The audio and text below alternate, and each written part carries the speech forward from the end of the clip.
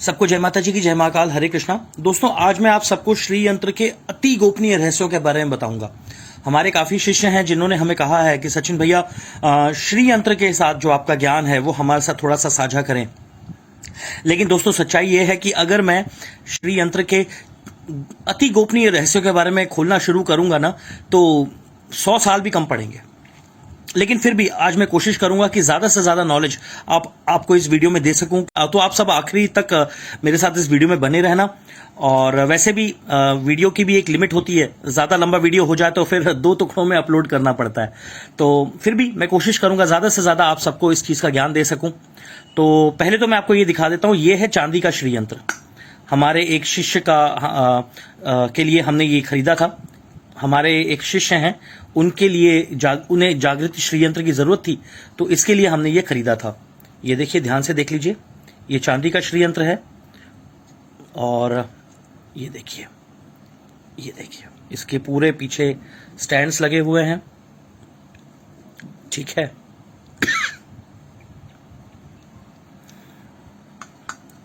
क्या होता है ना कि श्री यंत्र को बताने के लिए, श्री यंत्र के बारे में बताने के लिए हमें श्री यंत्र की जरूरत होती है। तो इसके बाद इसकी विधि, जागृति की जब विधि शुरू हो जाएगी इसके ऊपर, तो फिर मैं वीडियो नहीं बना पाऊंगा। तो मैंने सोचा क्यों ना आज ही आप सबको श्री यंत्र के बारे में बताऊं। काफी लोग हैं मुझसे पूछते हैं कि सचिन भैया, आप श्री यंत्र जागृत करके, तो श्री यंत्र काम कैसे करता है? काफी लोगों में देखा गया, जब आप श्री यंत्र जागृत करके उनके घरों में भेजते हो, तो श्री यंत्र कभी कभी 4-4 दिनों में, कभी कभी 2-2 दिनों में, कभी कभी सेम डे असर दिखाता है। और उनके काफी ज्यादा दुख जो है वो जल्दी जल्दी खत्म हो जाते हैं। तो श्री यंत्र ऐसा क्या है जो आप इतना ज्यादा इसका गुणगान करते हो, और ऐसी क्या चीज है इसके अंदर जो इतनी जल्दी ये लोगों के जीवन में बदलने में कारगर साबित होता है? तो आज मैं आप सबको उन चीजों के बारे में बताऊंगा। तो मेरे साथ आखिरी तक बने रहिएगा इस वीडियो में। तो सबसे पहले तो इस बात को समझ लीजिए कि ये जो श्री यंत्र है, ये कुल मिला के 9 ट्रायंगल्स को मिला के बनाया है। ठीक है, ऐसे करके दिखाता हूं। ये जो ट्रायंगल है, फॉर एग्जांपल 1, 2, 3, 4 और 5, ये 5 ट्रायंगल्स हैं। ये और ऊपर की तरफ मुंह करने वाले 4 ट्रायंगल्स हैं, 1, 2, 3, 4। ठीक है, तो टोटल 9 ट्रायंगल्स को मिला के ये पूरा का पूरा नक्शा बना हुआ है। ठीक है, अब जो नीचे की तरफ जो ट्रायंगल्स हैं, ये कुदरत की फीमेल शक्ति का रिप्रेजेंटेशन करते हैं। ठीक है, और जो ऊपर की तरफ ट्रायंगल्स हैं, ये कुदरत की जो मेल शक्ति है उसको दर्शाते हैं। ठीक है, अब आप सोचेंगे कि ऐसा क्यों? 5 जो फीमेल शक्ति है उसके 5 ट्रायंगल्स क्यों? ऊपर की तरफ जो मेल शक्ति है उसके 4 क्यों? ये भेदभाव क्यों? मैं बताता हूं। अगर आप बिल्कुल बीच में ध्यान से ये जो डॉट है ना, इसकी तरफ अगर आप देखते हो, तो डॉट की आजू बाजू जो ट्रायंगल है, ये नीचे की तरफ फेस कर रहा है। तो ये ऊपर के 4 और नीचे के 4 में ये जो एक ट्रायंगल एक्स्ट्रा है, जो बिल्कुल बीच में बिंदु के साथ है, वो एक्स्ट्रा ट्रायंगल है। अब ये क्यों है, मैं बताता हूं। एक बार मां पार्वती ने भगवान शिव से ये सवाल पूछा था कि ऐसा क्यों? तो भगवान शिव ने मां पार्वती को जवाब दिया था कि देखिए, यहां पर हमारे ब्रह्मांड में मेल और फीमेल दोनों एक समान है, लेकिन एक चीज ऐसी है जो फीमेल के पास है और मेल के पास नहीं है। उसे हम क्या कहते हैं? गर्भाशय। अगर आप ध्यान से देखें, ये बिंदु के ऊपर का जो ट्रायंगल है ना, ये गर्भाशय की तरह है। ऊपर से फ्लैट और नीचे से ये त्रिकोण है। नीचे इसका जो नोक है वो नीचे की तरफ है। और अगर आप बायोलॉजी में अगर डायग्राम्स देखें तो आपको पता लगेगा, जो इंसान का जो गर्भाशय है, लेडीज का जो माताओं बहनों का जो गर्भाशय होता है, वो भी ऐसा ही होता है। ठीक है, तो ये एक एक्स्ट्रा चीज है जो फीमेल के पास है और मेल के पास नहीं है। और कमाल की बात यह है कि ये जो गर्भाशय है, ये जिनके पास है उनके कंट्रोल में नहीं है। ठीक है, जैसे आपने देखा होगा, मैं यहां पर कुछ ऐसी अलग अलग बातें भी करूंगा जो कि श्री यंत्र के तत्व को दर्शाती हैं। अब आपने देखा होगा कि जो लेडीज हैं उनके पास जो गर्भाशय होता है, उसमें पीरियड्स आना, उसके बाद पीरियड्स का जाना, मेनोपेज का पीरियड आना, मेनोपेज के पीरियड का जाना, ये सब उनके कंट्रोल में नहीं होता है। मतलब जो गर्भाशय के मालिक हैं, उनके ही ये गर्भाशय कंट्रोल में नहीं है। आप समझे?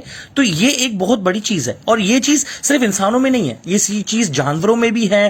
कीड़े जो हैं, कीड़े मकोड़े, जितने भी पिंडज योनियां हैं, उन सब में ये चीज मानी जाती है। इन सब चीज में ये चीज कॉमन है। जो मेल है उनके पास उनके पास से फीमेल के पास एक चीज ज्यादा होती है, वो है गर्भाशय, जो कि नई पीढ़ी को उत्पन्न करने की शक्ति रखती है। तो ये एक बहुत बड़ी चीज है जिसके कारण औरत को हमारे वेदों में आदमियों से ज्यादा इंपॉर्टेंस दी गई है। तो इसीलिए कहा जाता है कि जो श्री यंत्र है, जो ये पूरा का पूरा डायग्राम है, ये पार्वती के 5 त्रिकोण जो नीचे की तरफ हैं और शिव के 4 त्रिकोण जो ऊपर की तरफ हैं, इन सबको मिलाकर कॉम्बिनेशन के साथ ये यंत्र बना है, ये ज्योमेट्री बनी है। अब मैं आपको एक और बात बताता हूं। अगर आप चाहो तो बायोलॉजिकल साइंस आप पता कर लो। मेडिकल साइंस ये कहता है कि एक आदमी के शरीर में 43 क्रोमोसोम्स होते हैं, जिसमें से 21.5 मां से मिलते हैं और 21.5 पिता से मिलते हैं। अगर 21.5 को जोड़ो तो 43 होता है। ठीक है, आप यहां ध्यान से देखिए, ये जो 9 ट्रायंगल्स बने ना, ये 9 ट्रायंगल्स के मिलन से जो नए नए ट्रायंगल्स की उत्पत्ति हुई है, अगर आप इनको गिनो तो 43 है। ठीक है, मतलब ये हमारे शरीर के क्रोमोसोम्स को दर्शाते हैं, जो 21.5 हमें मां से मिले हैं और 21.5 हमें पिता से मिले हैं। जो सबसे बीच में जो डॉट है ना, इसे आप जीवात्मा समझो। जिस तरह गर्भाशय के अंदर बच्चा जन्म लेता है, नई पीढ़ी जन्म लेती है, उसी तरह इस गर्भाशय के अंदर जीवात्मा का जन्म होता है। ठीक है, और इस डॉट को ललिता मां राजराजेश्वरी ललिता त्रिपुर सुंदरी का जन्म स्थान माना जाता है। इसे ध्यान से देखिए। कमाल की बात पता है क्या है? श्री यंत्र जो है ना, ये जो छोटा सा डायग्राम जिसे आप देख रहे हैं, असल में ये पूरे ब्रह्मांड का कंस्ट्रक्शन प्लान है। पूरे ब्रह्मांड का, चाहे इंसान हो, चाहे जानवर हो, चाहे कीड़े मकोड़े हो, चाहे समुद्र में रहने वाली जलचर हो, चाहे कुछ भी हो, चाहे कोई लिविंग चीज हो, चाहे नॉन लिविंग चीज हो, दुनिया की हर चीज का, चाहे वसु हो, चाहे धरती के 5 तत्व हो, चाहे नवग्रह हो, चाहे सूर्य और धरती के बीच का रिश्ता हो, हर चीज इस चीज में आती है। इस डायग्राम में हर चीज को दिखाया गया है। मैं आगे बताता हूं कैसे। तो मैंने आपको सबसे पहले गर्भाशय वाली बात बताई। गर्भाशय के बाद जो 43 क्रोमोसोम्स हैं, जो मेल और फीमेल के मिलन से बनते हैं, उसके बारे में बताया। अब मैं आपको बताऊंगा अष्ट त्रिकोण के बारे में। अब ये ध्यान से देखिए, ये सबसे पहला ये जो है सबसे बीच का डॉट, इसके बाहर के जो ये है पहला चक्र, इसमें 8 त्रिकोण माने जाते हैं। ठीक है, और ये अष्टवसु को दर्शाते हैं, जैसे धरा, अनिला, आहा, प्रत्युषा, प्रभासा, सोमा और ध्रुवा। ठीक है, ये जो 8 जो हैं अष्ट त्रिकोण, ये अष्ट वसुओं को दर्शाते हैं। तो जब आप अष्ट त्रिकोण से बाहर निकलते हो तो आपको एक सर्कल और मिलता है, उसमें टोटल 10 ट्रायंगल्स नजर आते हैं, 10 त्रिकोण हैं, जैसे 1 2 3 4 5 6 7 8 9 10। तो ये जो चक्र है, ये भगवान विष्णु के दशावतार को दर्शाता है। और इसके बाहर का जो चक्र है, उसमें भी कमाल की बात है, 10 त्रिकोण है। कैसे? 1 2 3 4 5 6 7 8 9 10। तो ये जो 10 त्रिकोण का जो चक्र है, ये 10 महाविद्या को दर्शाता है। और इस चक्र के बाहर जो सबसे बाहर का चक्र है, उसमें देखिए कितने ट्रायंगल्स हैं, 1 2 3 4 5 6 7 8 9 10 11 12 13 14। तो ये 14 त्रिकोणों का जो सबसे बाहर का चक्र है, इसे हम कहते हैं मनवंतर का। ये मनवंतर का चक्र माना जाता है। तो पहले मैं आपको बता देता हूं मनवंतर होते क्या है। एक बात का ध्यान रखिए, पुराने जमाने में कैलकुलेटर नहीं हुआ करते थे, तो टाइम को मेजर करने के लिए मनवंतर, महायुग, ब्रह्मा का एक दिन, ये सब चीजें इस्तेमाल की जाती थी, जिससे किसी भी चीज का आकलन किया जा सके। अब मैं आपको बताता हूं मनवंतर होता क्या है। एक बात ध्यान से समझ लीजिए, ये इस टॉपिक का हिस्सा नहीं है, लेकिन फिर भी मैं आपको बता देता हूं कि मनवंतर किस तरह ये दर्शाते हैं। 14 महायुग जो हैं, उन सबको 14 महायुगों को मिलाकर एक मनवंतर बनता है। और इस तरह के 14 मनवंतरों को मिला के ब्रह्मा का एक दिन बनता है, और इतना ही मिलाकर ब्रह्मा की एक रात्रि भी है। तो ये जो 14 मनवंतर हैं, ये इनको मिला के ब्रह्मा का एक दिन बनता है। मतलब ये ब्रह्मा के एक दिन का प्रतिनिधित्व करते हैं। ठीक है, और ये इतने ही ब्रह्मा के, और ये बाहर का चक्र जो है, ये ब्रह्मा की एक रात को भी बताते हैं। आप समझे? तो ब्रह्मा का जो एक दिन है, उसे एक कल्प कहा गया है। ठीक है, अब जैसे मैं आपको एक बताता हूं, जो कलयुग है, कलयुग मल्टीप्लाइड बाय 2 द्वापर युग, द्वापर मल्टीप्लाइड बाय 2 त्रेता युग, त्रेता मल्टीप्लाइड बाय 2 सतयुग। तो जो जो युग है उसे, जो आज का युग है उसे हम मल्टीप्लाइड बाय 2 जब करते हैं तो पिछला युग चला जाता है। आपने कहीं से सुना होगा सतयुग के समय जब एक बार किसान अनाज बोता था तो उसे 8 बार काटता था। जब त्रेता युग आया तो 6 बार काटने लगा, है ना। जब द्वापर युग आया तो उसे 4 बार काटने लगा। आज कलयुग के अंदर मुश्किल से 2 बार कटती हैं। एक बार कट जाए बहुत बड़ी बात है, अब तो धीरे धीरे और 2 से भी घटता जा रहा है। तो ये चीज होती है। अब मैं आपको बताता हूं इस चक्र के बाहर के अष्टनाग दल के बारे में। अब ये ध्यान से देखिए, 1 2 3 4 5 6 7 8, ये 8 जो कमल दल है ना, ये एक्चुअली अष्टनाग दल माना जाता है। क्योंकि सच्चाई पता है क्या है, आप इसे ध्यान से देखिए, आज आपको एक नई चीज पता लगने वाली है। लोग समझते हैं 1 2 3 4 5 6 7 8 ये कमल दल है। असल में बात यह कि ये कमल दल नहीं है, ये नाग दल है। असल में इसे नहीं गिना जाता। इसके ये और ये के इसके और इसके बीच में देखिए एक छोटा सा नजर आ रहा है ना, ये ऐसा, ये देखिए यहां वो लाइट जल, वहां पर लाइट रिफ्लेक्ट हो रही है। ये देखिए ये जो नजर आ रहा है ना, ये इसके बीच में ये असल में नागों का फन है। ये 2 कमलों के बीच में जो ऐसा शेप नजर आ रहा है, ये असल में नाग का फन है। अब ध्यान से देखिए कितने हुए, 1 2 3 4 5 6 7 8, तो अष्टनाग दल है ये। ठीक है। अब जैसे पुराने जमाने में आपने सुना होगा कि जो सांप होता है कैसे शिकार करता है। कुछ सांप ऐसे होते हैं जो अपनी पूंछ को हिलाते हैं तो सामने वाले कीड़े को लगता है कि ये कोई कीड़ा है, तो उसे खाने के लिए आता है, और जैसे ही वो पूंछ के ऊपर पैर देता है सांप उसे खा जाता है। तो ध्यान से देखिए, ये असल में 8 सांपों के फन है। तो ये कमल के दल समझकर कभी भी इसकी तरफ मत आना। इसे अगर कमल दल समझोगे ना तो याद रखो ये नाग के फन है ना, ये शिकार कर लेंगे आपका। ये क्या है मैं बताता हूं। असल में ये जो है, ये श्री यंत्र के अंदर असल में ये गार्ड्स हैं, ये रक्षक हैं। किसके रक्षक हैं? ये सबसे बीच का जो बिंदु है उसके रक्षक हैं। ये असल में कुदरत का पूरा नक्शा है, कुदरत का पूरा ब्लूप्रिंट है ये। ठीक है। अब यहां से जो बच्चा पैदा होता है, यहां से जो गर्भाशय में जो बच्चा पैदा होता है, अगर ये समाज के लिए गलत है तो ये अष्टनाग दल इसे यहीं खत्म कर देंगे। और अगर ये ठीक ठाक है और समाज अगर इसके लिए मुश्किल पैदा कर रहा है तो ये अष्टनाग दल जो है ये समाज से इसकी रक्षा करेंगे। आप समझे बात को? तो अब यहां पर बच्चा कैसे पैदा हो रहा है मैं बताता हूं। हम लोग जब हमारी आंखों की जो पुतलियां हैं, जब हम इस पर फोकस करते हैं तो क्या होता है कि हमारी आंखों की पुतलियां जो होती हैं वो फोकस कर करके इस छोटे से बिंदु में चली जाती हैं। ठीक है। मतलब हम जब हम ध्यान लगाते हैं, आई एम श्योर जो श्री विद्या के साधक होते हैं वो इस बात को समझ सकते हैं। तो जब हम अपनी आंखों की पुतलियों को यहां पर केंद्रित करते हैं तो हमारी आंखों की पुतलियों को जो फोकस होता है वो छोटा छोटा होते होते यहां तक पहुंच जाता है। ठीक है। तो हमारा जो ध्यान है वो यहां पर पल रहा होता है। जिस तरह एक औरत के गर्भाशय में एक नई नन्ही जान पलती है, उसी तरह यहां पर हमारा ध्यान पलता है। और जब हमारा ध्यान यहां पर पलता है तो फिर हमारा ध्यान यहां से जब फैलता है तो धीरे धीरे ध्यान इन त्रिकोणों में जाता है और फिर धीरे धीरे पूरे श्री यंत्र में जाता है। आपने कभी देखा होगा जब आप ध्यान यहां पर करते हो 2-3 मिनट, जब आप आंख बंद करते हो तो पूरे श्री यंत्र का मैप आपकी आंखों के सामने छप जाता है।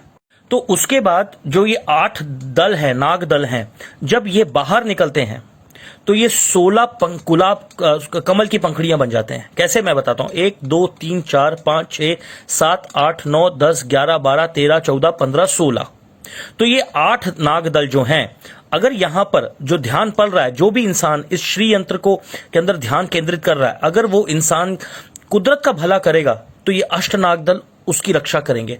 और अगर वो कुदरत के लिए गलत है, अगर वो कुदरत को खत्म करने की कोशिश करेगा तो ये अष्टनाग दल उसके ध्यान को खत्म कर देंगे। समझे आप? और ऐसे इंसान के लिए ये श्री यंत्र एक शोपीस से ज्यादा कुछ नहीं रह जाएगा। तो जो नाग दल हैं, जो हमलावर हैं, जब वो रक्षा करने पे आते हैं तो ये 16 कमल दल बन जाते हैं। तो जैसे हमारे होता है ना, जैसे ट्रिग्नोमेट्री में होता है, बचपन में हमने ट्रिग्नोमेट्री पढ़ते थे, हम लोग सर्ड्स पढ़ते थे। गणित में होता है कि 2 2 4, 4 2 8, 8 2 16, 16 2 32, 32 2 64, है ना।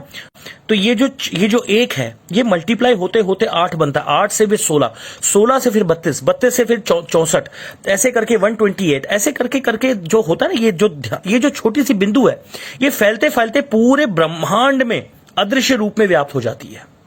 जो इंसान श्री यंत्र का जो साधक होता है और जिसके पास जागृत श्री यंत्र है, वो इस चीज को अपनी आंखों से देख सकता है। मैंने कई लोगों को श्री यंत्र जागृत करके भेजा है। तो जागृत श्री यंत्र में जब कोई इंसान ध्यान लगाता है तो कई लोगों ने मुझे ये बात बताई कि सचिन भैया ऐसा लगता है जैसे 2 का 4, 4 का 6, 6 का 8, 8 का 16, 16 का 32 हो रहा है। तो वो उसके पीछे यही कारण है। लेकिन अगर कोई श्री यंत्र जागृत नहीं है और उसमें अगर आप ध्यान लगाओगे तो कोई फायदा नहीं है। ये एक चांदी के छोटी सी शोपीस से ज्यादा और कुछ नहीं है, अगर ये जागृत नहीं है तो। असल में देखा जाए तो फिलहाल ये चांदी का बस एक शोपीस है, इससे ज्यादा कुछ नहीं है, क्योंकि अभी तक इसकी जागृति नहीं हुई है। तो जागृत करने के लिए इसके लिए कुछ दिन लगेंगे और इसके लिए एक विधि लगेगी, ये मैं करूंगा और उसके बाद फिर जिनके लिए मैं जागृत कर रहा हूं उन्हें मैं भेजूंगा। तो उसके पहले मैंने सोचा आप सबको ये सारी इन्फॉर्मेशन मैं बता दूं। तो दोस्तों, जब 16 कमल दल से जब आप बाहर निकलते हैं तो आप ध्यान से देखिए, यहां पर 3 लाइंस है जो कि सर्कुलर कंडीशन में इस ज्योमेट्री को कवर किए हुए हैं। 1, 2, 3। ठीक है। तो क्या होता है कि ये जो है ये हमारे शरीर की स्किन जो है इसको दर्शाता है। कैसे, मैं बताता हूं। अगर आप मेडिकल साइंस पढ़े तो आपको पता लगेगा कि हमारी जो चमड़ी है ये 3 लेयर्स को बनाकर बनी हुई है। एक है एक्टोडर्म, सबसे बाहर की जो है एक्टोडर्म, जो बीच की है उसे एंडोडर्म कहते हैं, और सबसे अंदर की जो है, जो अंदर की मांस मज्जा तक कांटेक्ट में आती है, उसे हम मेसोडर्म कहते हैं। और यही जो सर्कल है ये ब्रह्मांड को भी दर्शाता है। कैसे, मैं बताता हूं कि जो हमारी धरती है उसके ऊपर भी 3 लेयर्स हैं, ओजोन की 3 लेयर्स हैं। और ओजोन लेयर वो लेयर है जो हमें सूरज की रेडिएशंस और ब्रह्मांड की गलत रेडिएशन से बचाती है। ठीक है। तो यहां पर हमारी चमड़ी की जो 3 लेयर्स हैं उसको दर्शाया गया है, और हमारे जो पृथ्वी को जो 3 लेयर्स हमें ढकती हैं, जो 3 लेयर्स हमारे पृथ्वी को ढकती हैं, उसे दर्शाया गया है, जो ओजोन लेयर हम कहते हैं। अब ये जो सर्कल है इसके बाहर अगर हम जाते हैं तो यहां पर ये जो नक्शा है ये असल में 3 लाइंस का बना हुआ है। यहां पर भी 3 लाइंस है। कैसे, 1, 2, 3। ये 3 लाइंस को मिलाकर ये पूरा नक्शा जो है ये इस ज्योमेट्री को कवर कर रहा है। ठीक है। ये 3 लेयर्स हमारे स्थूल शरीर, सूक्ष्म शरीर और कारण शरीर को दर्शाता है। ठीक है। जैसे हम लोग कहते हैं ना कि ओम भूर्भुवः स्वः, मतलब एक छोटे से डॉट से महाविष्णु तक पहुंचना। ये इस सफर को कहा, ये इस पूरे सफर का ये पूरा का पूरा डायग्राम है। आप समझे बात को। तो इसीलिए श्री यंत्र को यंत्रों का राजा माना जाता है। अगर आप तंत्र राज तंत्र पढ़ते हैं तो आपको पता लगेगा श्री यंत्र जो है इसे यंत्रों का राजा माना जाता है, और इसकी जो शक्तियां हैं इसमें भोग मोक्ष प्रदायिनी इसे कहा जाता है। और आपको एक और बात बताता हूं, अगर आप शिव यंत्र जागृत करते हो तो आपको उसमें श्री शिव तत्व मिलता है। अगर आप हनुमान यंत्र जागृत करते हो तो आपको उसमें हनुमान तत्व मिलता है, यानी रक्षा तत्व। अगर आप लक्ष्मी तत्व जागृत करते हो, लक्ष्मी यंत्र जागृत करते हो तो आपको उसके अंदर वृद्धि तत्व आपको उसके अंदर मिलता है। अगर आप सरस्वती यंत्र जागृत करते हो तो आपको उसके अंदर सरस्वती तत्व यानी ज्ञान तत्व की प्राप्ति होती है। लेकिन श्री यंत्र एक ऐसा यंत्र है जिसके एक एक त्रिकोण में एक एक शक्ति का वास है। चाहे बाहर से अंदर आओ, चाहे अंदर से बाहर जाओ, क्योंकि जो पारिवारिक पुरुष होते हैं वो अंदर से बाहर की यात्रा करते हैं। वो जो पारिवारिक पुरुष होते हैं वो अंदर से बाहर की यात्रा करते हैं, और जो हिमालय पे बैठने वाले जो साधु पुरुष होते हैं, जो साधक होते हैं, वो बाहर से अंदर की यात्रा करते हैं। ठीक है। क्योंकि यहां पर अगर आप ध्यान से देखें तो यहां पर 4 दरवाजे खुल रहे हैं, ये और ये। तो ये 4 दरवाजे खुल रहे हैं, लेकिन इसका एक बात समझ लीजिए, ये श्री यंत्र में घुसने के रास्ते हैं। ठीक है। लेकिन एक बात समझ लीजिए दोस्तों, एक बार अगर घुस गए ना, बाहर निकलना मुश्किल ही नहीं, नामुमकिन है। तो इसीलिए जो देवी हैं ये साधक से कहती है, बेटा तुझे जो चाहिए तू बाहर से मांग ले, अंदर आने की कोशिश मत कर। यही कारण है कि हजारों आम इंसानों में से कोई एक साधक बनता है, और ऐसे 1000 साधकों में से कोई एक महाविद्या साधक बनता है, और ऐसे हजारों महाविद्या साधकों में से कोई एक श्री विद्या साधक बनता है, और ऐसे हजारों श्री विद्या के साधकों में से कोई 10 या 15 ही इस श्री यंत्र को समझ पाते हैं। और ऐसे हजारों श्री विद्या के साधक जो श्री यंत्र को थोड़ा समझ पाते हैं, उनमें से मुश्किल से एक ऐसा होता है जो श्री यंत्र को यहां से लेके यहां तक पूरा समझ पाता है, मतलब जो यहां से लेके यहां तक की यात्रा तय कर पाता है, या फिर यहां से लेके यहां तक की यात्रा तय कर पाता है। कुछ लोग ऐसे होते हैं जिनको ये सिद्धि मिल जाती है और वो वहीं पर शांत हो जाते हैं। कुछ लोग ऐसे होते हैं जो अंदर की तरफ आते हैं। जो अंदर की तरफ आते हैं तो याद रखिए, जो यहां पर उसे सिद्धियां मिली हैं, उन्हें त्याग के अंदर आना पड़ता है, और यह सफर बहुत मुश्किल होता है। सिद्धियों को त्यागने के बाद जब यहां पर मेहनत होती है, यह बहुत बहुत ज्यादा परीक्षा का समय होता है। ठीक है, मुझे यह बात क्यों पता है? क्योंकि मैंने इस श्री यंत्र पे 12 साल लगाए हैं। ठीक है, तो यह बात है। खैर, मैं बताऊंगा मैं कहां तक पहुंचा हूं। खैर, इसको तो आप लोग सब अच्छी तरह से जानते होंगे। जिन लोगों को मैंने श्री यंत्र जागृत करके दिया है वो अच्छी तरह से जानते होंगे, क्योंकि काफी लोग मुझे खुशखबरियां बताते हैं। जब मैं उनको श्री यंत्र जागृत करके भेजता हूं तो वो जब मुझे खुशखबरी बताते हैं कि सचिन भैया आपके श्री यंत्र से ये हुआ वो हुआ, तो ये सुनकर काफी खुशी होती है। तो इस बात को तो आप डिसाइड करें कि मैं कहां तक पहुंचा हूं। लेकिन एक बात है, मैं अपने आप को यही कहूंगा कि मैं सीख रहा हूं। क्योंकि एक बात याद रखिए, मैं आपको एक बात बताता हूं। कपिल मुनि जो थे, उन्होंने श्री विद्या की दीक्षा ली थी हयग्रीव देवता से। हयग्रीव देवता विष्णु के वो अवतार थे जिनको घोड़े का सिर था। ठीक है, तो उनसे जब उन्होंने दीक्षा ली तो हयग्रीव देवता ने उन्हें एक मंत्र दिया था, और वो मंत्र उन्होंने कहा, जाओ 5 साल तक बैठकर 500 साल तक बैठ के इसका पाठ करो। 500 साल तक बैठ के पाठ करो। तो कपिल मुनि ने बैठ के 500 साल तक इसका पाठ किया।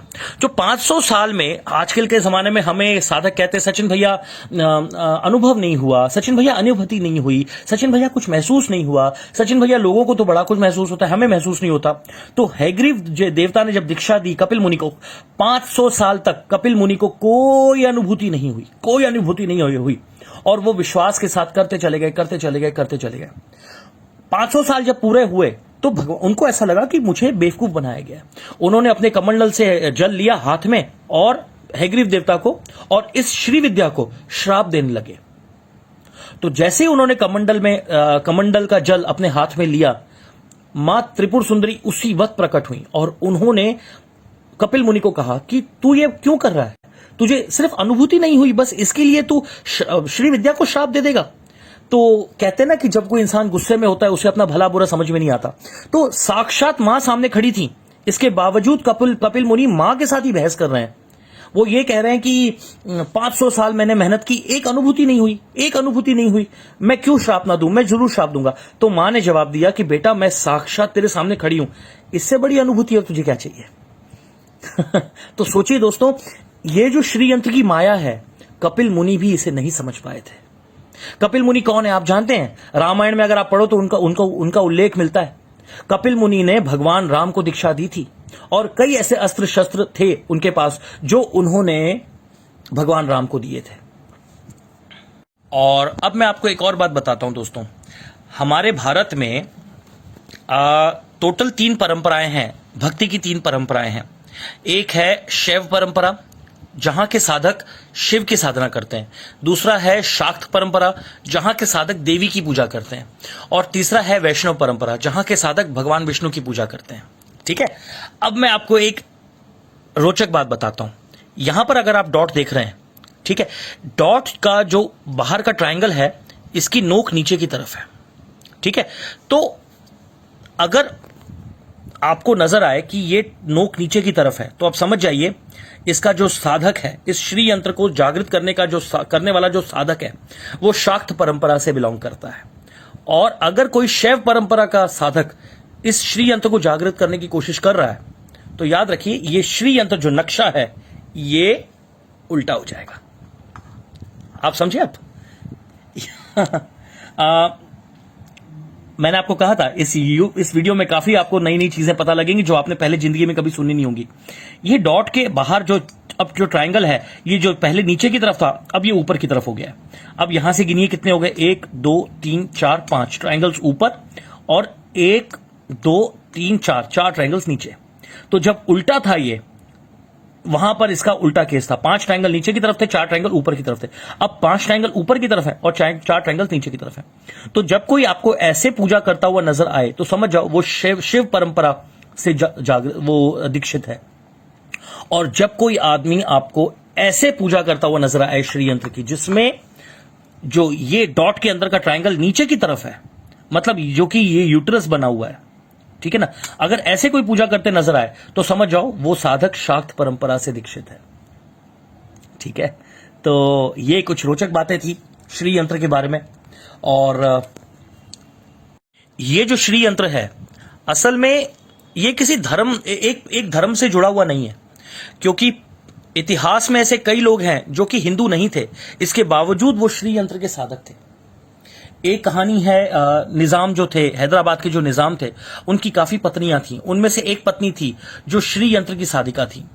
और आज भी अगर आप जाते हैं हैदराबाद और उनके म्यूजियम में अगर आप जाते हैं तो उनकी पत्नी का एक सोने का श्री यंत्र जो कि इसी तरह बना हुआ है, ये तो चांदी का है, वो श्री यंत्र इतनी मोटी सोने की चद्दर से बना हुआ है और वो कम से कम 4 फुट बाय 4 फुट का है। वो काफी बड़ा श्री यंत्र है और वो सोने का है, प्योर सोने का श्री यंत्र है। और किसी जमाने में कहा जाता है कि निजाम की पत्नी जो थी, काफी पत्नियों में से उनकी एक पत्नी जो थी वो श्री यंत्र की साधिका थी। और दोस्तों, निजाम उस जमाने के कितने रईस थे ये आप भी जानते हैं, मैं भी जानता हूं। तो हो सकता है कि उनकी एक पत्नी जो श्री यंत्र की साधिका थी, हो सकता है उन्हीं की कृपा से मां ललिता परमेश्वरी ने, मां महालक्ष्मी ने निजाम पर कृपा की हो, जिसके कारण वो दुनिया के सबसे रईस, कहा जाता है कि दुनिया का सबसे बड़ा हीरा कोहिनूर है जो कि ब्रिटेन में है। और जो दूसरे नंबर का, पूरे वर्ल्ड का जो दूसरे नंबर का जो हीरा था, वो कहते हैं निजाम के ऑफिस के टेबल के ऊपर पेपर वेट का काम किया करता था। यह बात सुनने में बहुत अजीब है कि दुनिया का दूसरे नंबर का सबसे बड़ा हीरा कोहिनूर के बाद वो निजाम के ऑफिस के टेबल पर पेपर वेट का काम करता था। तो ये थी चीज। तो हो सकता है निजाम की पत्नी के कारण ही निजाम को इतना भगवान ने प्रॉस्परस बनाया हो, इतना ज्यादा समृद्ध बनाया हो। ये जो श्री यंत्र का ज्ञान है, सबसे पहले इस ज्ञान को भगवान शिव ने मां पार्वती को दिया था। और कैसे दिया था? कहते हैं एक घास उठाकर, जमीन से उठाकर जमीन पर उन्होंने ये डायग्राम ड्रॉ किया था। इस पूरे नक्शे को ड्रॉ करके उन्होंने बताया था कि हे कमला नने, हे प्राण वक्षे, मतलब जो मेरी दिल की प्यारी, कहते हैं ना प्रवक्ष्यामी, शृणो देवी प्रवक्ष्यामी स्तोत्रों में कहा जाता है। तो हे मतलब मेरी प्यारी, इस नक्शे को ध्यान से देखो, ये ब्रह्मांड का नक्शा है, ये उन्होंने कहा था। और जिस जगह पर ये नक्शा भगवान शिव ने एक घास के तिनके से ड्रॉ करके मां पार्वती को सिखाया था, उस जगह को आज श्रीनगर के नाम से जाना जाता है, क्योंकि वहां की पवित्र धरा पर घास से ड्रॉ करके भगवान शिव ने मां पार्वती को ये श्री विद्या का ज्ञान दिया था। समझे? तो ये देखा जाए तो एक बहुत गौरव की बात है कि श्री यंत्र का जन्म हमारी भारत की पुण्य धरती पर हुआ था। ठीक है, और भगवान शिव ने ही इसका ज्ञान मां पार्वती को दिया था, और वो भी श्रीनगर की पुण्य धरा पर। सोचिए, श्री यंत्र जो होता है 2 तरह के होते हैं, जिसमें जो एक नॉर्मल होता है, और दूसरा श्री यंत्र जो होता है वो बीजाक्षर वाला श्री यंत्र होता है। जैसे आप देखिए यहां पर बीजाक्षर है, ठीक है, इन सब में बीजाक्षर है। तो 2 तरह के श्री यंत्र होते हैं। तो जो इस तरह का जो बीजाक्षर वाला श्री यंत्र होता है, इसकी पूजा, इसकी जागृति साधक करते हैं। और जिसमें बीजाक्षर नहीं है, उसकी जागृति जो होती है वो कितनी भी कोशिश कर लो, उसमें जागृति नहीं होती। तो वो आप कभी भी देखें, बाहर कभी भी आप दुकानों में देखें, जो जिस श्री यंत्र में बीजाक्षर नहीं लिखे होते हैं, वो एक शोपीस की तरह इस्तेमाल किया जाता है। और जिसमें बीजाक्षर होते हैं, उसे जागृत करके जो साधक होते हैं, या फिर अपने घरों में रखते हैं, या फिर मंदिरों में रखे जाते हैं, या फिर कुछ लोग अपने जजमान के लिए जागृत करके उन्हें देते हैं। अगर आपको ये बात अगर पता है, बीजाक्षर की अगर आपको अहमियत पता लग जाए, अगर बीजाक्षर का आपको महत्व पता लग जाए ना, तो दोस्तों श्री यंत्र का जो षोडशी मंत्र है, ये आपको समझने में ज्यादा मुश्किल नहीं लगेगी। ठीक है, और बीजाक्षर इतने महत्वपूर्ण हैं कि भगवान भैरव ने मां को कहा था, देवी को कहा था कि देवी, अगर आप किसी पुत्र से प्रसन्न होते हो, अगर पुत्र आपकी स्तुति करता है, देवी खड्गमाला स्तोत्र या फिर ललिता सहस्त्र नाम, या फिर किसी भी, या फिर लक्ष्मी चालीसा, या फिर महालक्ष्मी सहस्त्र नाम, या फिर काली सहस्त्र नाम, या फिर सरस्वती सहस्त्र नाम, या फिर कुछ भी स्तोत्र के पाठ करके जब आपको वो प्रसन्न करता है और आपकी तारीफ करता है, तो आप जब प्रसन्न हो जाती हैं, तो आप जो चाहें अपने पुत्र पर निछावर कर सकती हैं। आप जो चाहें, इस दुनिया की पूरी संपत्ति, दुनिया का पूरा ऐश्वर्य आप उस बच्चे पर निछावर कर सकते हो। लेकिन एक बात याद रखना, कभी भी किसी बच्चे को अपना मंत्र मत देना। क्योंकि अगर आपने अपना मंत्र अपने बच्चे को दिया तो याद रखिए वो खुद शिव बन जाएगा और घर जाके उस मंत्र से वो अपनी देवी अलग से बना लेगा, उस मंत्र से वो अपनी देवी बना लेगा, समझे। तो इसलिए भगवान भैरव ने कहा है देवी को कि देवी चाहे अगर आप किसी बच्चे से प्रसन्न हो जाएं तो आप दुनिया के पूरा ऐश्वर्य उसे दे दें, लेकिन कभी भी अपना मंत्र मत देना। हर मां चाहती है कि उसका बच्चा तेजस्वी बने, ठीक है, लेकिन कभी वो ये नहीं चाहेगी कि वो अपने पिता के रास्ते को क्रॉस करे, समझे, अपने पिता के रास्ते में आए। तो मैं तो यही कहूंगा कि अगर कोई श्री विद्या का साधक है उसे कभी शिव बनने की कोशिश नहीं करनी चाहिए, उसे मां का बच्चा बना रहे और उसी में अपने जीवन को बिताए। ये जो ऊपर की तरफ मुंह किए हुए जो मेल शक्ति है, शिव शक्ति है, और जो नीचे को मुंह किया हुआ जो पार्वती शक्ति है, इन चीजों को मतलब ये देखा जाए तो ये पिता और माता ये दोनों ही इस नक्शे में आपको नजर आ रहे हैं, ठीक है। तो इनके सानिध्य में, इनकी कृपा के नीचे इंसान को प्रसन्न रहना चाहिए। कभी भी शिव बनने की कोशिश मत करो। श्री विद्या में ऐसे बहुत सारे लोग हैं जो अनजाने में ही इस राह पर चल पड़ते हैं, और बिना गुरु के इस राह पर चलने का मतलब है जो कुछ भी अर्जित किया वो सब बर्बाद हो जाना। इसलिए कहते हैं ना कि power always comes with responsibility, शक्ति हमेशा जिम्मेदारी के साथ आती है। तो अगर आपको जिम्मेदारी का अभाव है तो शक्ति आपके साथ नहीं रहेगी। इसीलिए हमेशा गुरु की सानिध्य में रहें, गुरु की कृपा में रहें, गुरु जैसा जैसा कहे वैसा करें। अगर गुरु कह रहा है कि 2 कदम उठाओ तो 2 ही कदम उठाओ, तीसरा कदम मत उठाओ। तो ये सारी चीजें हैं। और अब अगर मैं और भी श्री यंत्र के बारे में बोलना शुरू करूंगा तो दोस्तों 100 साल भी कम पड़ेंगे। मुझे ऐसा लगता है कि इस वीडियो में काफी बातें आपको पता चली जो शायद आप लोगों को नहीं पता थी। कमेंट सेक्शन में मुझे बताइए कि आप और क्या क्या जानना चाहते हैं, और आपको ये वीडियो कैसा लगा वो भी मुझे बताइए। और अगर आप किसी और चीज के बारे में भी जानना चाहते हैं तो भी मुझे कमेंट में जरूर बताइए। तब तक के लिए जय माता जी की, जय महाकाल, हरे कृष्णा।